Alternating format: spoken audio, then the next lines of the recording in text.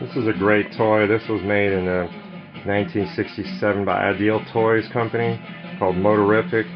There was Boaterific, there was Zeroids. Since the cars didn't sell too well, then they produced robots later. Because the cars had no remote control, it was all operated by batteries with a little motor. The motor is right here.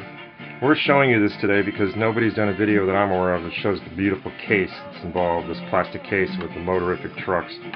Look at the detail that went into building this. I mean, this was probably a lot of work for Ideal Toys to do this in the 60s.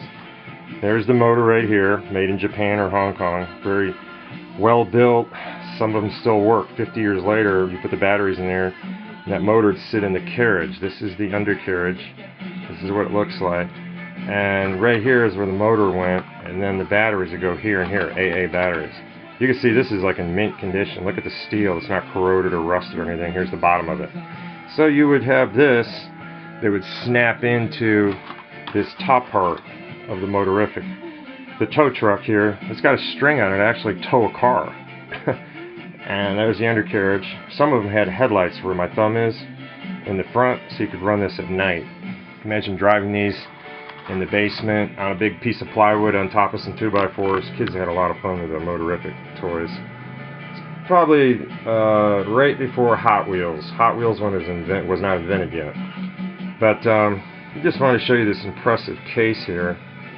I mean, how many toys come in a box that looks like a gift box? You could stack these and put them in the kids' shelves in their bedroom. They probably loved it. I grew up in that era in the 60s, so I heard of motorific, but I didn't own it, or I didn't ask my parents for it for birthday or Christmas, but I wish I had.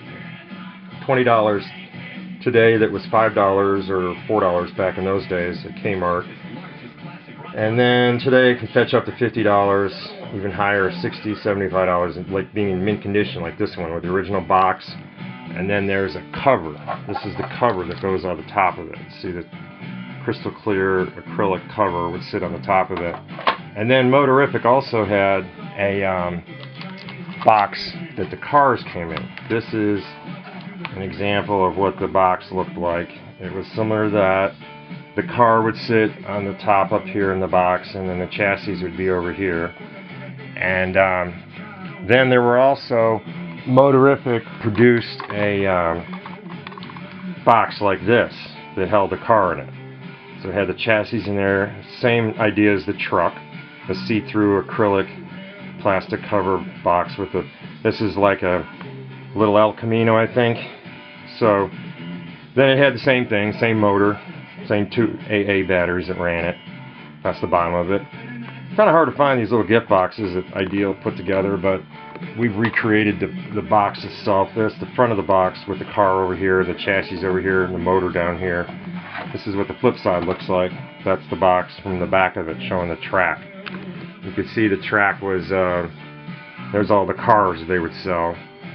So, this is what the chassis look like. I'll try to grab the chassis real quick. The chassis of the car look like this. It was all plastic. There was no, not like Hot Wheels, where Hot Wheels is all metal. This is all plastic. Save money. And the car, like I said, would snap in. This is what the car looked like. Bottom of it, snap on the carriage. There's the carriage, there's the top of the car. Here's another car. And now you can see it's kind of cheaply made in a way that's all plastic, because if you stepped on it or somebody leaned against it, that's a Thunderbird. And probably this other car might have been like a 1960 Buick or Oldsmobile or something. But the trucks seem to last longer. They're more durable sometimes. They have more tires on the back, more tires in the front, steering mechanism. It's almost like a real car, sort of, but all plastic again. Not Hot Wheels. Hot Wheels had like piano wire in there. And Hot Wheels in the beginning had no motor in it. It was all gravity that moved the car. And anyways, that's it for the Motorific. These toys came along with this little device over here. We'll walk over next door. This is some things we're working on also. Major Matt Mason. We work on these, try to refurbish them. This is what I was talking about. See the Zeroids?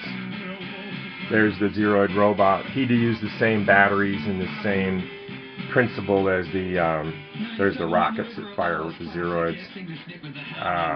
The Zeroids was a robot.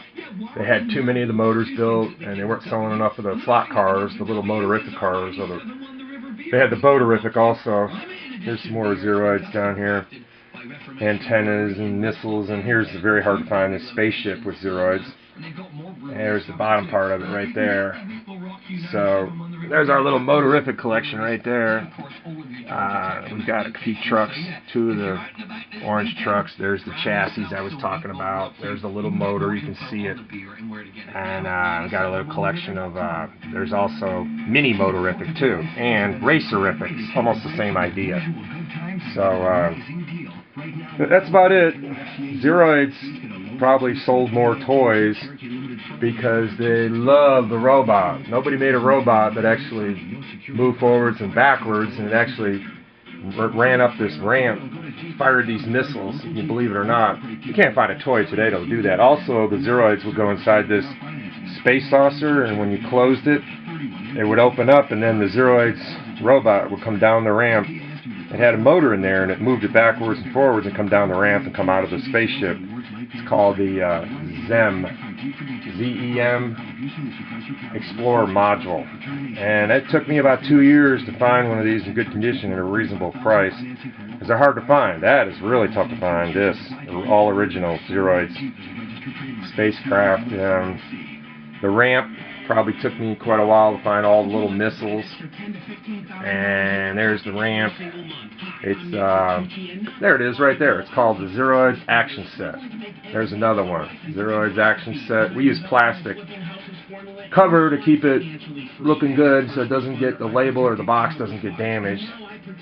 But there's a picture of the ZEM we were talking about. There's something that looks like the original box, kind of a duplicate, and honoring the Zeroids, which were made by Ideal Toys, the same people who made Motorific and Boaterific.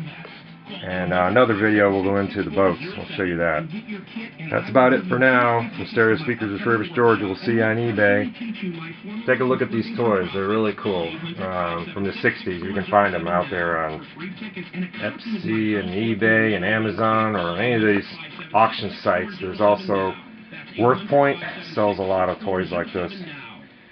Things you won't see today. You won't see anybody build a toy like this. So Ideal Toys and Kenner, the Star Wars stuff. These make some really amazing toys. There's a Give a Show projector. I love stuff like this. Here's a movie projector made by Kenner. Operates just like a real on batteries. It really shows a film with a film moving through the sprocket like an old 8mm projector your parents had, your grandparents. Before we had VCRs and before we had DVD players watching movies at home for kids. Cost about $5 for the movie projector, but these movie projectors are hard to find now. The Give a Show projector at Kenner, hard to find because to find a box with the projector and all the slideshows inside it, very difficult, not very easy to find. I had to repair one of these because I put the batteries in and put the bulb in there, it didn't work. It just wasn't able to function because it was missing parts, so I have fixed that, and I will sell a kit in the future, maybe on eBay, showing you how to repair the projector, just parts that are missing or won't work. All Hanna-Barbera cartoons, very cool, from the 60s. Talk to you later. This is another small presentation made by Stereo Speakers Refurbished to Georgia on eBay, and we're on Facebook also, under Stephen Becker, Atlanta. Bye for now.